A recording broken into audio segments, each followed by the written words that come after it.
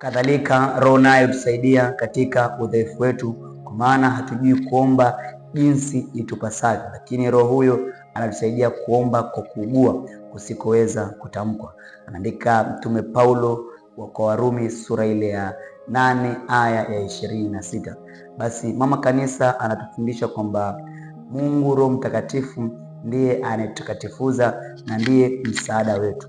Kristo Yesu mara tu baada ya kupaa mbinguni alituachia msaada ambaye ni Roho Mtakatifu, ambaye ni mwalimu na kiongozi wa maisha yetu, nafsi ya tatu ya Mungu. Basi kwa msaada wa Roho Mtakatifu tuzidi kumwomba azidi kuachilia neema yake, azidi kuachilia nguvu yake ndani yetu, kwa sababu hatuwezi kufanya chochote bila msaada wake. Roho Mtakatifu akawe mwangaza kwenye maisha yako siku ya leo. Roho Mtakatifu akakupiganie na kukusaidia. Roho Mtakatifu akaachilia mapaji yake 7 katika kila ambalo alifanya siku ya leo. Mungu akubariki sana, uwe na siku njema.